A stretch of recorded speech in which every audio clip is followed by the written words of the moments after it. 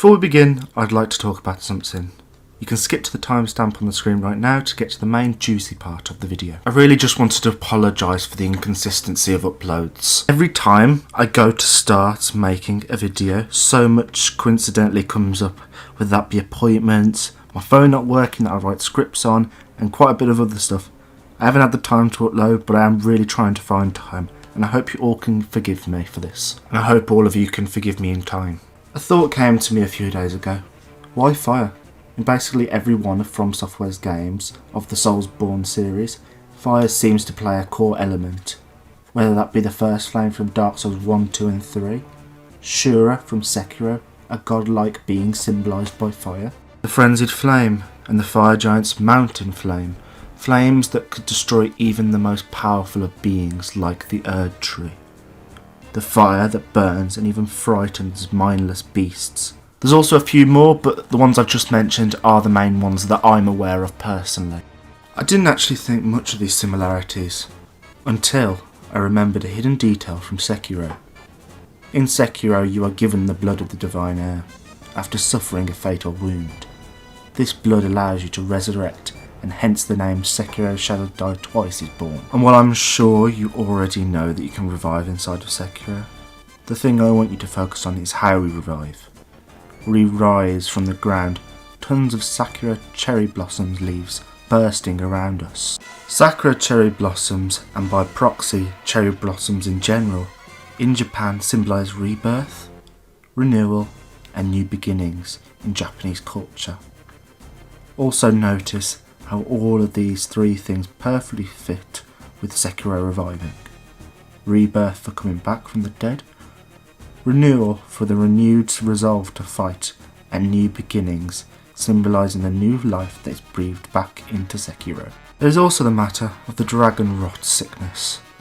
It occurs from Sekiro using Kuro, the divine heir of the dragon's heritage bloods, to resurrect dozens upon dozens of times. It could also be argued that this dragon rot is a new beginning of suffering for these people afflicted, linking again once more back to Japanese culture. And while everything from this point on is my discoveries, the whole Sakura Blossom Japanese culture connection to resurrection in Sekiro was done by another YouTuber before me. I don't remember where I watched the video because it was honestly years ago, but I have a feeling it was in one of VartyVideo's secret videos, though I could be completely wrong. So as I'm sure you can see, FromSoftware's games take quite a lot of inspiration from Japanese culture, which really is not that surprising considering FromSoftware is based in Japan. And considering this, my mind went to, if the rebirth in Sekiro is connected to Japanese culture, why can't fire, something that in FromSoftware's Soulsbornes series is very obsessed over, as you can see with the many connections to fire. And so my digging began. And it honestly didn't take that long to find the hidden secret behind FromSoftware's obsession. Fire symbolises sacred power in Japanese mythology and culture, something that is very integral to most of FromSoftware's games. And while I cannot think off the top of my head of fire's significance in Demon Souls, in Dark Souls 1 we'd certainly see this first. The first flame is a sacred and primeval flame that within it holds great souls.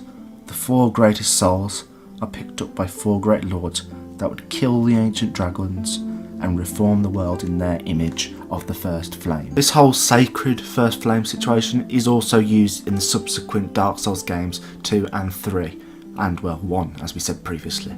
I have a theory, and well it is just that, a theory. I am not part of FromSoftware's team, or you never know, am I? I'm not inside of Miyazaki's head, so I don't know what's going on there, although I am pretty sure that'd probably be an interesting journey, all things considered. I think that the symbolism was probably, maybe, the base idea of Dark Souls, and then in subsequent spiritual successors, they use this same fire symbolisation.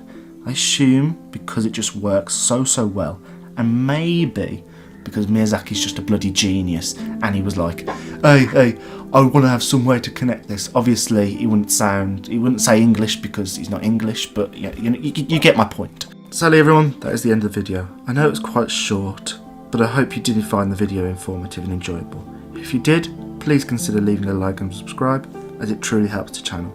I hope to see you in the next one, and may you all find your worth in the waking world. Goodbye everyone.